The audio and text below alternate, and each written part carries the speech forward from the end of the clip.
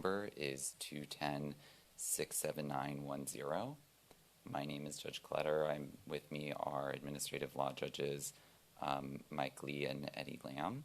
While I'm the lead administrative law judge in conducting the hearing, all three judges are co-equal decision makers. Also present is our stenographer, Mrs. Chung. I'm sorry? Mrs. Chung, who is reporting this hearing verbatim. To ensure we have an accurate record, we ask that everyone speak one at a time, does not speak over each other, also speak clearly and loudly. When needed, Mrs. Chung will stop the hearing process and ask for clarification. And after the hearing, Ms. Chung will produce the official hearing transcript, which will be available on the OTA website. The hearing transcript and the video recording are part of the public record. Just some general rules to please keep in mind for this hearing. Please say your name before you speak. Please mute your microphone when you are not speaking to avoid feedback or background noise. And as a reminder, this proceeding is a recorded broadcast and is publicly viewable. If there are any questions that arise during the process or any questions regarding technology, please direct them to me. And if you have any sort of issue, just please wait for me to acknowledge you, and then we'll handle that. As a general reminder, the Office of Tax Appeals is not a court. We are an independent appeals body, and the Office of Tax Appeals is staffed by tax experts and is independent of the state's taxing agencies. In the record, we have marked exhibits A through S from the Franchise Tax Board and no exhibits from appellant. Beginning with Franchise Tax Board, I just want to ask, are there any new exhibits that you wish to submit today? This is Parviz, no new exhibits. Thank you. And then taxpayer, are there any exhibits that you wish to submit today? This is Furuzan Golshani. No, there aren't. This is Judge Kletter. Thank you. And then there was discussion in the pre-hearing conference regarding testimony, and my understanding is that appellant, you will be providing testimony, so we will swear you in accordance with our regulations so that your statements can be accepted as evidence. And I just want to confirm with you whether anyone else would be testifying today, or whether just wanted to confirm that with you. This is Furuzan Golshani. Your Honor, at the time, this conversation was based on our side presenting new evidence. There will be no evidence, additional evidence presented, and as such, I don't see any reason for testimony, because all of the questions that the respondent has asked us, we have already responded to.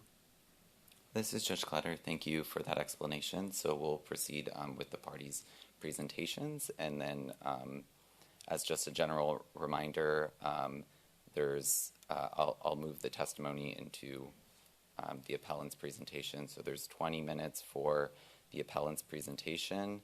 If needed, 10 minutes for the FTB's presentation, and then 5 minutes for FTB and for appellant to provide any closing statements. Do we have any questions before we go on the record? Hearing none, I just want to confirm with my ALJ panel that they're ready. This is Judge Lamb speaking. I am ready. And this is Judge Lee. I'm ready. And just want to confirm with the stenographer that she's ready. Okay, we are now going on the record. Let's go on the record. This is the appeal of Golshani, case number 210-67910. Today is Tuesday, February 14th, 2023, and the time is approximately 1:05 p.m. We are holding this hearing today in Cerritos, California. My name is Judge Kletter, and I will be the lead administrative law judge for this appeal. With me are administrative law judges Mike Lee and Eddie Lamb. Can the parties please each identify yourself? Just for the record, please state your name, beginning with the appellant. My name is Golshani.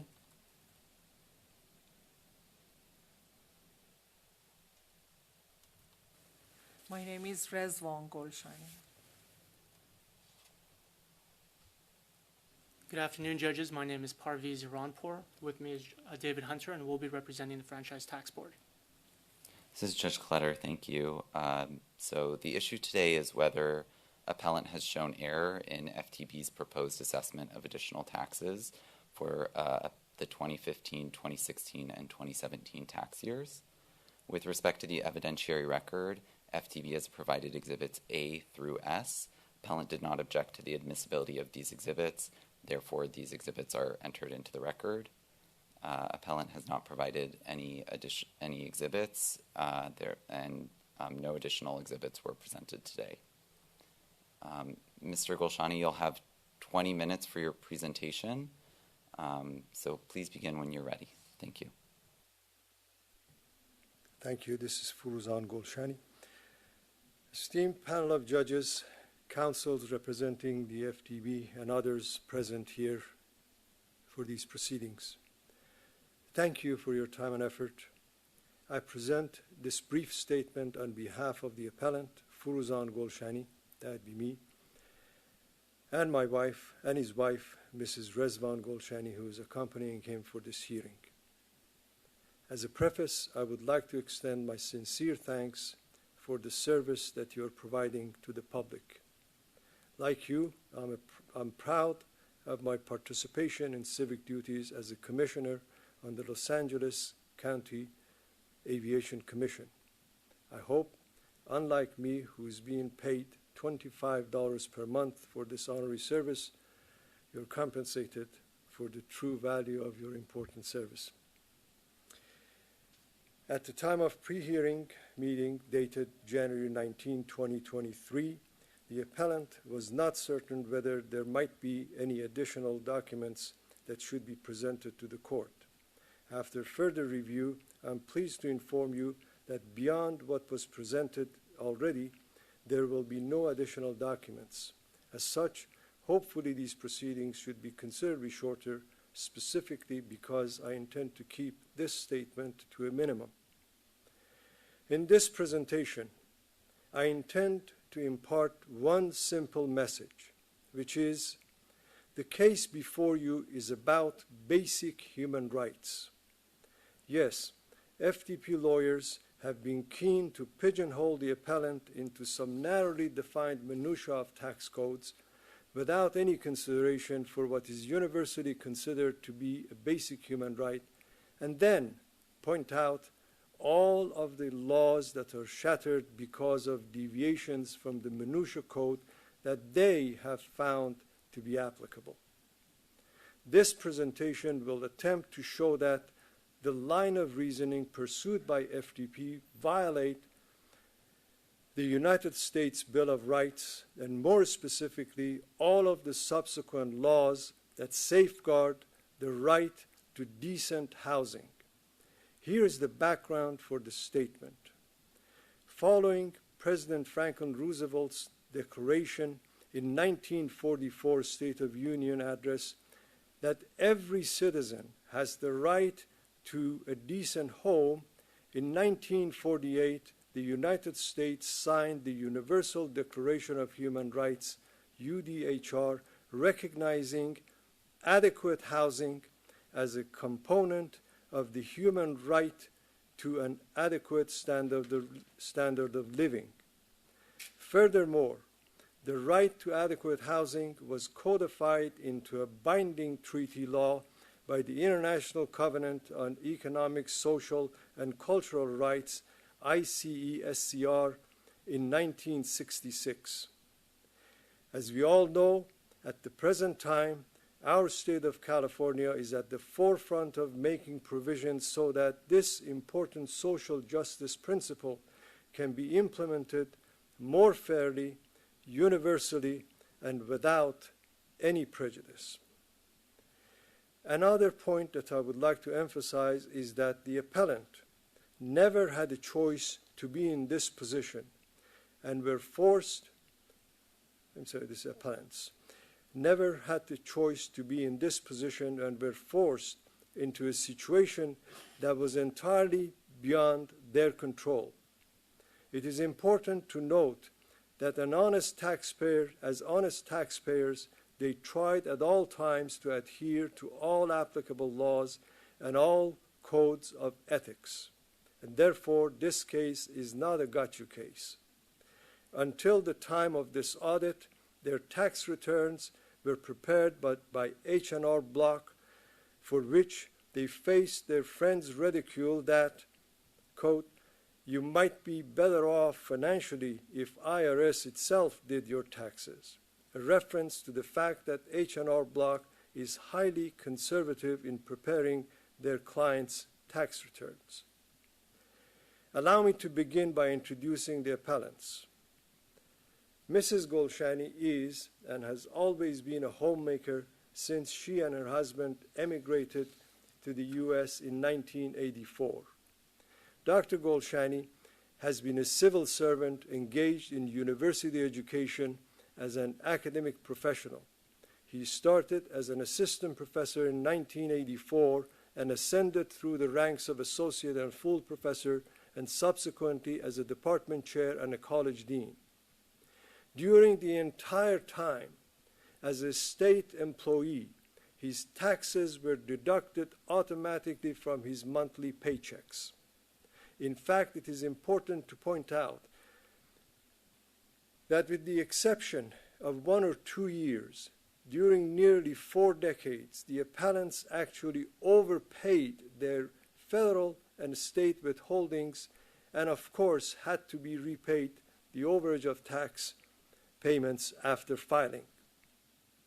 Also, it is important to point out that prior to 2009, Mr. and Mrs. Golshani were never involved in renting out any property and indeed never contemplated any such business activity.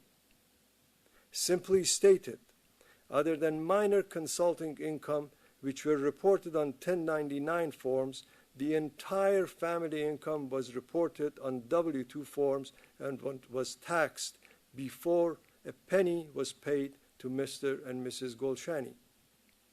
And now, onto the case at hand. The panel of esteemed judges have already received the FDB's interpretation of what has transpired. I will now present to you the same facts, however, from the appellant's point of view. As correctly reported in FDB filing, appellants acquired the house in Paradise Valley, Arizona in 1995. The said property was their primary residence until 2017, as they did not have any other residential property. In 2004, the appellant decided to demolish the 50-plus-year-old house and rebuild another that would be more suited to the needs of their expanding family. The rebuilding process, which had been estimated to be $1 million, but ended up being over $1.4 million, lasted until 2008.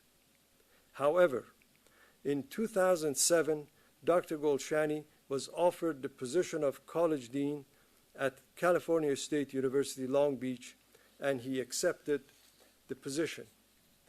The family decided to sell the house and buy a new family home in California. This would have been plausible and seemingly profitable once the rebuilding process of the Paradise Valley house was completed in 2008. The new house at that time was valued at $3.5 million and was placed on the market for sale. Unfortunately, by then, the bottom had fallen off the Arizona housing market, and the property values were spiraling down at an astounding pace. Within a period of 6 months, the recession had caused a total collapse of the Arizona housing market, and there was virtually no sale activities for houses priced at over $1 million. Desperate to make ends meet, and not by any prior design, Golshanis were forced to put the house up for rent.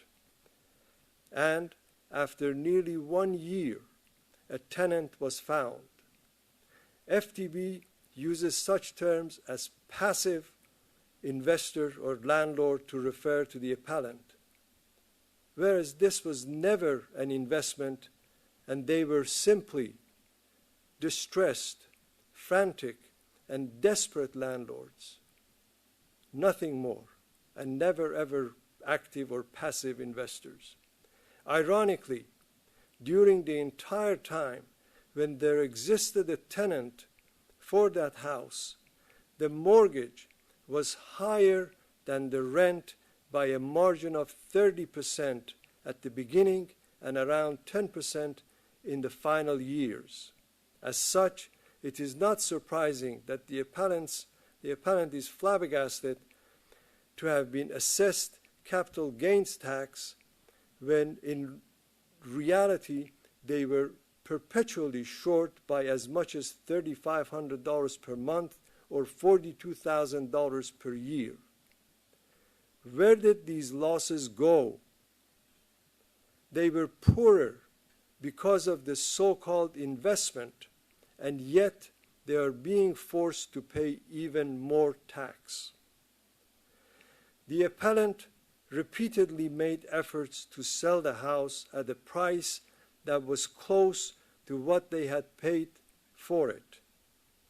Their estimate for the target price was $1.75 million, which would cover their initial payment of around $3,300,000 plus the additional cost of rebuilding estimated at $1.4 million.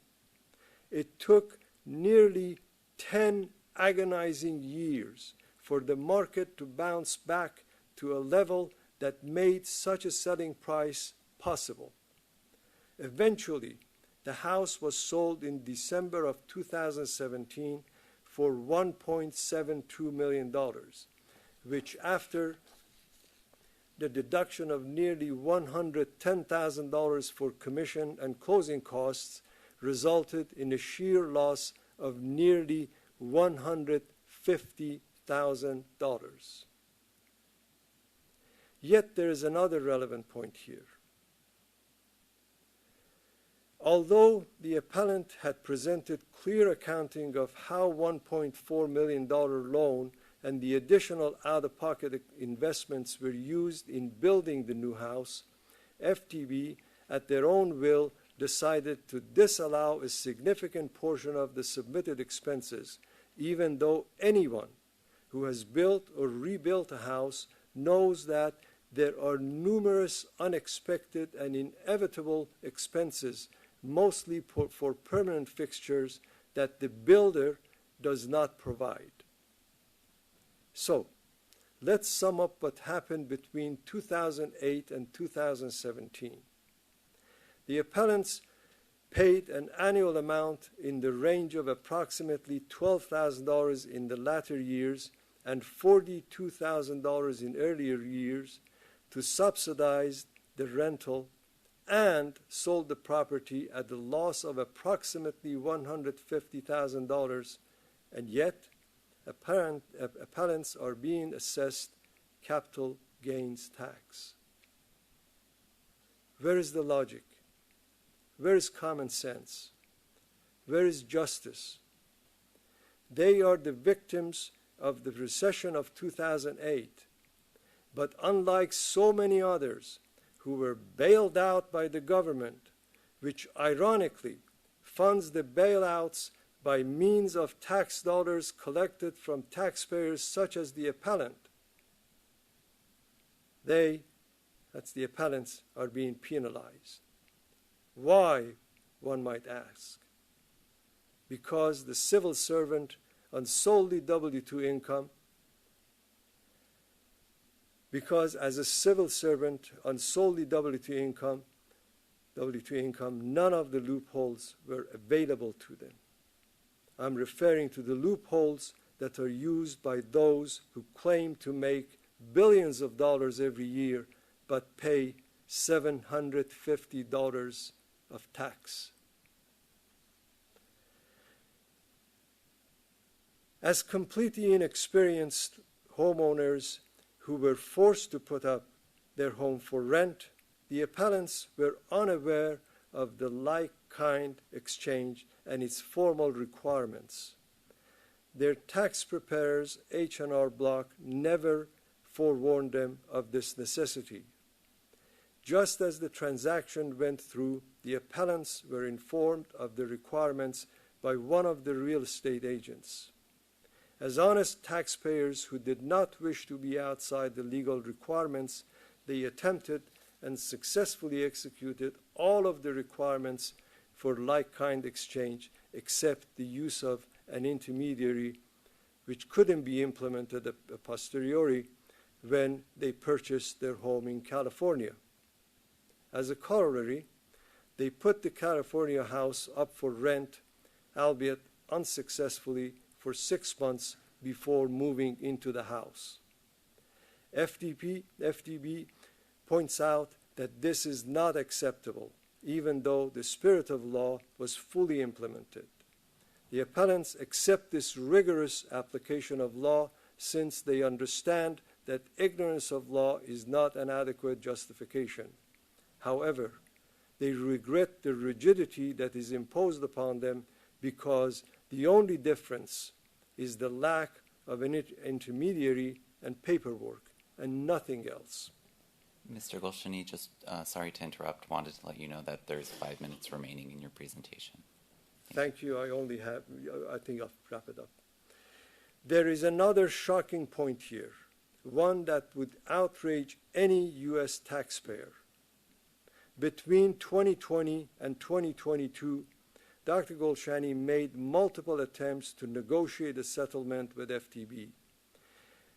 At least 3 unsuccessful phone calls were made to Mr. Ciro Imordino, who is the FDB agent identified by FDB attorney Mr. John Usin as the contact person. However, even after multiple attempts, when Dr. Golshani succeeded to get Mr. Imordino on the phone, during which he received the promise that Mr. Imordino will get back to him, no action or follow-up communication was ever received from Mr. Imordino or any other FDB agent. Finally, on 11/17/2022, Dr. Golshani sent an email to Mr. Usin to inform him of this oversight. However, no response was received from Mr. Usin either. This horrendous lack of regards for the normal FDB policies and procedures is shameful. U.S. taxpayers would be appalled to know that FDB is willing to use their tax dollars to prepare and send multiple agents to this court to fight an appeal of an honest taxpayer, and that for a measly sum of $21,000 instead of negotiating a settlement. Whereas negotiating a settlement may have taken an hour or two of one FDB agent, it seems that the got-you mentality of FDB has amassed a considerably larger expense than the dollar amount in dispute, when one adds up the number of days that they have spent to prepare for and participate in this hearing. In summary, the respondent's plea should be rejected for the following reasons. 1, the respondent has chosen to ignore the importance of the fact that housing is a basic right of every citizen. If one assumes that the Paradise Valley house, which was the only home owned by the appellant, was not the appellant's primary resident, then any fair-minded person who understands basic human rights would conclude that because housing is a basic right, the California rental costs are absolute necessities for and a direct burden of the Arizona rental property.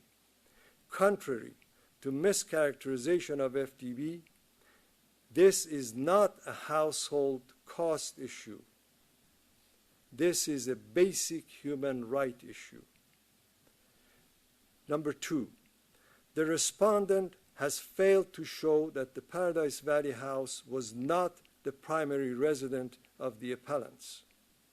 The term primary is relevant only if a person owns a secondary home that can be his or her residence. In the case of millions of other U.S. taxpayers who own only one home and may have rental income, IRS does not question whether this is a primary residence or not. Should FDB choose to ignore the appellant's cost of renting an alternative place, as they have, a timely retraction of some of the prior statements by the appellant would leave no option but to accept the Paradise Valley property as the appellant's primary residence. Number three, the respondent has overestimated the appellant's gains by A, dismissing a large portion of the submitted expenses associated with rebuilding the house by at least $100,000, and B, not considering the perpetual deficit not considering the perpetual deficit for rent income as compared to mortgage as a loss that should eventually reduce the computed gains.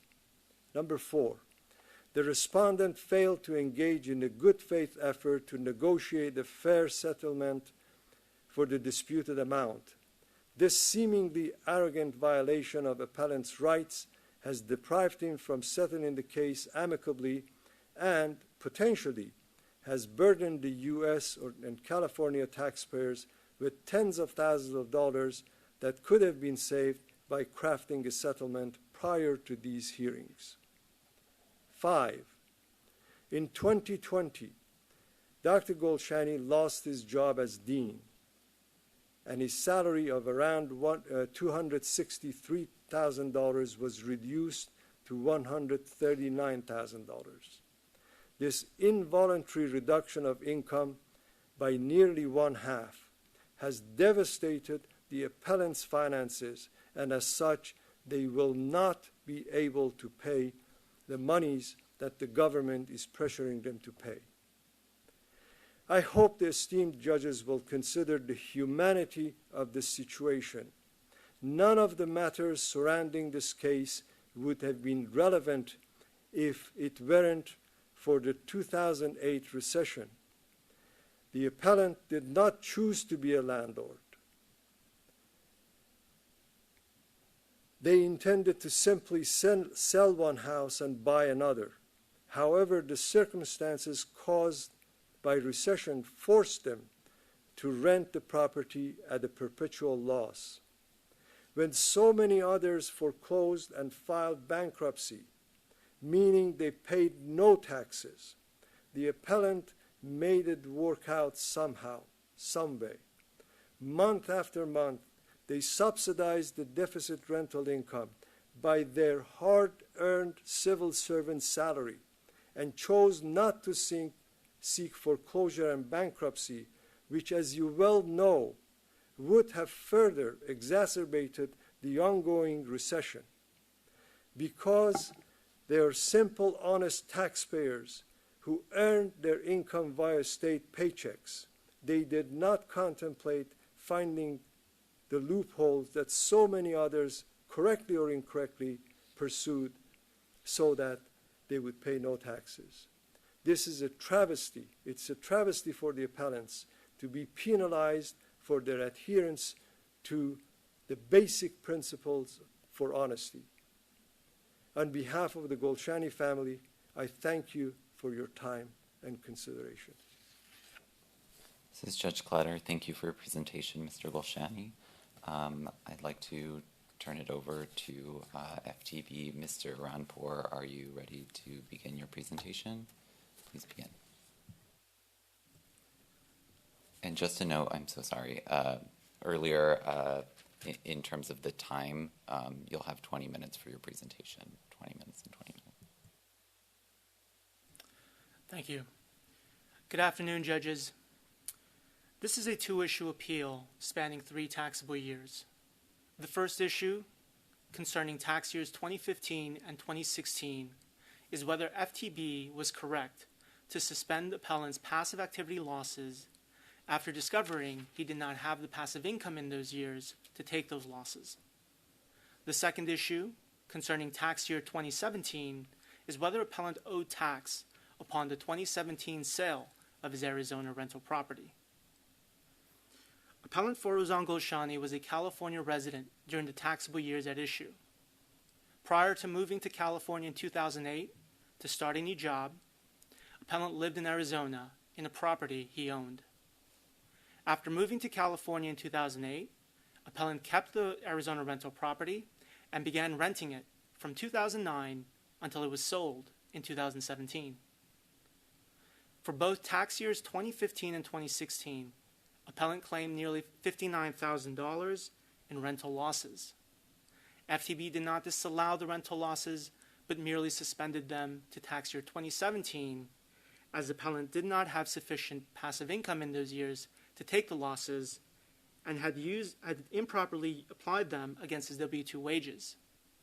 Regarding the 2015 and 2016 passive loss suspensions, appellant has not raised a legal contention showing error. In 2017, appellant sold the Arizona rental property, reporting a sales price of approximately $1.72 million and an adjusted basis of approximately $1.38 million. The resulting $338,000 gain, appellant excluded under a Section 121 gain exclusion and ultimately reported $0 gain on the sale. FTB disallowed the Section 121 exclusion because the Arizona rental property did not qualify as a principal residence. In response, appellant requested that FTB account for $109,000 in selling expenses he did not previously account for. FTB granted the request, reducing the gain from $338,000 to approximately $228,000. Appellant then raised the following 2 contentions. 1, that no tax was due because he executed a Section 1031 like-kind exchange, and 2, that no tax was due because the rent and other household expenses he paid for his primary residence constituted a deductible business expense, which in turn should offset the resulting gain. I will now address both issues and their accompanying contentions. Issue number 1, the 2015-2016 passive loss suspensions. IRC Section 469 prohibits taxpayers from using passive activity losses to reduce their non-passive income. Unused passive activity losses are generally suspended and carried forward to either a future tax year to offset the passive income in that year or to the year of disposition. The term passive activity expressly includes any rental activity. A limited exemption allows taxpayers to deduct up to $25,000 in passive income from their non-passive income, in passive losses from their non-passive income. This exemption begins to phase out when a taxpayer's modified adjusted gross income exceeds $100,000 and completely phases out after $150,000. Here, FTB correctly determined that appellant's rental activity constituted passive activity subject to the Section 469 rules, and as such, appellant was not allowed to use his passive activity losses to offset his W-2 wages. Furthermore, appellant did not qualify for the $25,000 exemption because his modified adjusted gross income for tax year 2015 and 2016 exceeded the $150,000 limit by nearly $100,000. Because appellant was completely phased out of the exemption, FTB correctly suspended the 2015 and 2016 rental losses and properly applied them to tax year 2017, the year of disposition, to offset the gain from the sale of the Arizona property. Because appellant has not and cannot show error with FTB's position, the 2015 and 2016 tax assessments should be sustained. Turning to issue number 2, and whether appellant owed tax upon the 2017 sale of his Arizona property. As indicated before, appellant has raised the following 3 alternative contentions for why he believes he does not owe tax for the 2017 sale of the Arizona property. 1, because the gain was excludable under Section 121. 2, because he executed a Section 1031 like-kind exchange. And 3, because his rent and other household expenses constitute a deductible expense. IRC Section 121 allows taxpayers to exclude up to $250,000 of gain, or $500,000 if filing jointly, from the sale of a principal residence if in the last 5 years of ownership the taxpayer uses the property as a primary residence for a period of at least 2 years. Here, appellant had been using the Arizona property as a rental property for a period of 9 years leading up to the 2017 sale. During that time, appellant was living and working in California with his family and never lived in the Arizona property after moving to California in 2008. Because appellant did not live in the Arizona property, much less use it as his principal residence, appellant did not satisfy the principal residence test. And FTB was correct to disallow the gain exclusion appellant had previously claimed.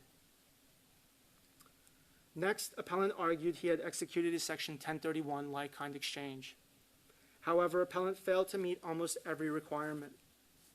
1, he did not use a qualified intermediary, causing him to actually and impermissibly receive the cash proceeds from the Arizona property sale. 2, appellant did not follow the 45-day identification rule for replacement property. And 3, did not prove the Rolling Hills home he subsequently purchased was investment property.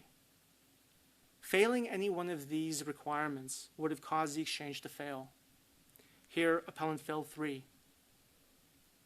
Additionally, appellant did not file a Federal Form 8824 with the IRS to report the alleged 1031 exchange. And finally, appellant argues that his rent payments and related household expenses constituted a business expense. Prior to purchasing his Rolling Hills home in 2018, appellant was a renter.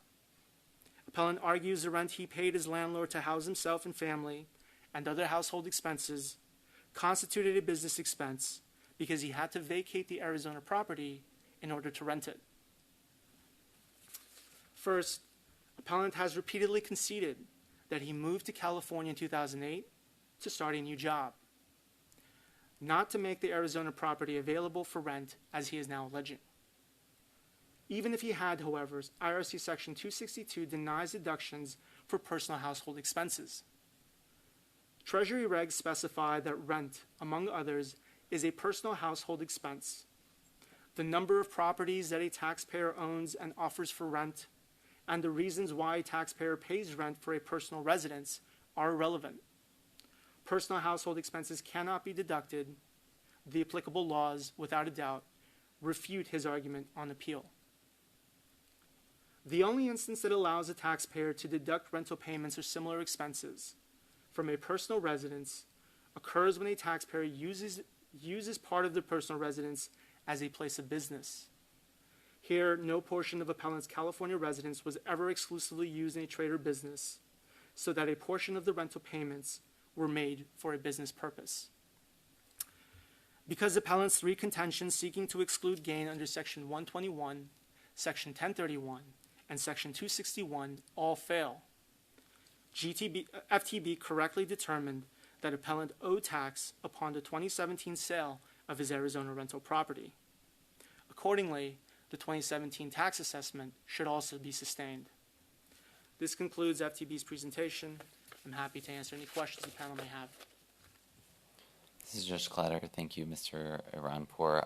I do not have any questions, but I'd like to turn it over to my co-panelists. Judge Lamb, do you have any questions? This is Judge Lamb speaking. I do not have any questions. This is Judge Clatter. Thank you. Judge Lay, do you have any questions? This is Judge Lee. I also don't have any questions. Okay, thank you so much. This is Judge Clatter. Mr. Golshani, would you like to make a rebuttal to what Mr. Iranpour said, or any final statement? Please begin. Can I ask a question as well or not? You can ask a question. This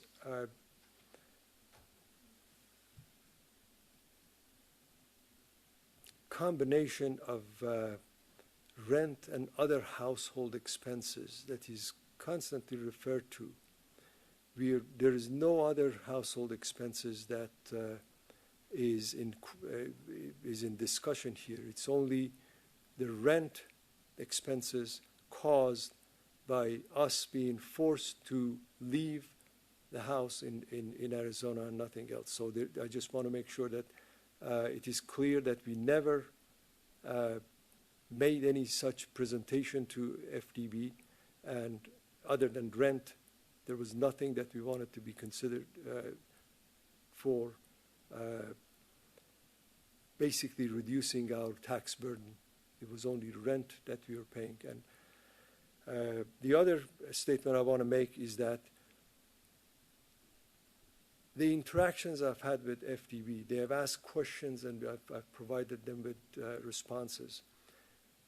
None of the sections that they quote mean anything to me, and as from my perspective, as I said, it is just expenses, out-of-pocket expenses over the years that causes us to feel this has been a drain. On everything that we've had for 10 years, we've had to put up with this. The math does not make sense when you consider the deficit in the monies that were collected, and I don't know where it goes.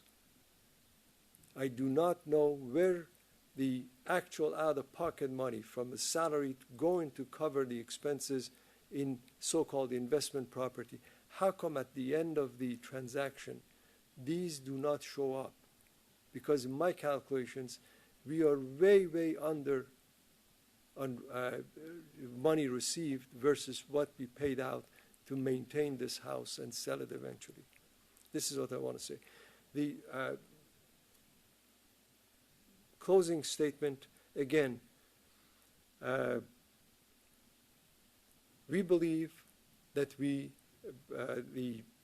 law of the land entitle us to a place to live.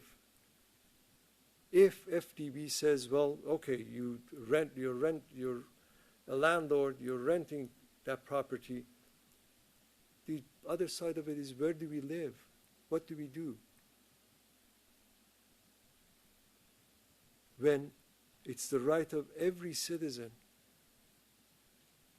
to have housing security.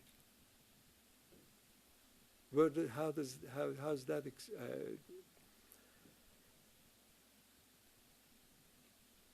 I'm sorry. Anyway, I made my argument that this has been a loss, complete loss for many years, and for us to be forced this money now is just total injustice. Thank you. Thank you, Mr. Golshani. Mr. Ranpur, would you like to make a final statement, or would you like to say anything before the case is submitted? I would. Thank you. And this is Judge Clutter. Just want to turn it over to my panelists again. No questions from me, but Judge Lamb, do you have any questions for either of the parties? This is Judge Lam speaking. I don't have any questions, but thank you, Appellant, for your wonderful presentation. And then Judge Lay, do you have any questions? I think the tax agency wants to say something. Yeah, I said I would. Oh, I'm sorry. Yeah. Thank you. Appellant had moved to California in 2008 to start a new job, keeping his Arizona property and renting it out from 2009 through its 2017 sales date. For tax years 2015 and 2016, appellant improperly used his rental activity losses to offset his W-2 wages and other non-passive income. Because appellant's modified AGI for tax years 2015 and 2016 exceeded the $150,000 limit, appellant was completely phased out of the $25,000 passive activity loss exemption, and therefore FTB was correct to suspend his 2015 and 2016 rental losses and apply them to tax year 2017, the year of disposition, to offset his gain from the sale of the Arizona property. Because the appellant has not and cannot show error with FTB's position, OTA should sustain the 2015 and 2016 tax assessments. Regarding tax year 2017 and whether appellant owed tax upon the 2017 sale of his Arizona property, appellant has raised the three alternative contentions: that no tax was due under Section 121 gain exclusion, that no tax was due under Section 1031 like-kind exchange, and that no tax was due because his personal rent qualified as business expenses, which in turn should offset the gain. Regarding Section 121, FTB demonstrated appellant did not qualify for gain exclusion because the Arizona property did not qualify as a principal residence. Regarding Section 1031, FTB showed that appellant did not qualify for gain deferral because he violated several of the provisions, including 1, actually receiving cash proceeds from the sale, 2, failing to comply with the 45-day replacement property identification rule, and 3, failing to prove that the Rolling Hills property he subsequently purchased was held for investment purposes. Appellant also failed to file Federal Form 8824 to report the alleged 1031 exchange to the IRS. And finally, regarding personal rent as a qualifying business expense, FTB demonstrated that the law is well settled in this area and that such expenses are inherently personal and do not qualify as business expenses under the law. Thank you. Thanks, Judge. You're done. This is Judge Clutter. Thank you so much. Sorry, I misheard you earlier. I have no questions. Just want to ask my panelists again. Judge Lamb, do you have any questions? This is Judge Land speaking. No questions. And then Judge Lay, do you have any questions? No questions. Thank you. Okay, thank you to both of the parties for their presentation today. This concludes the hearing, and the administrative law judges will meet and decide the case based on the arguments that were presented today and the documents in the record. We will issue our written decision no later than 100 days from today. This case is submitted and the record is now closed. This concludes this hearing session, and the next hearing session will begin at 2 p.m. Thanks to everyone. Thanks, judges.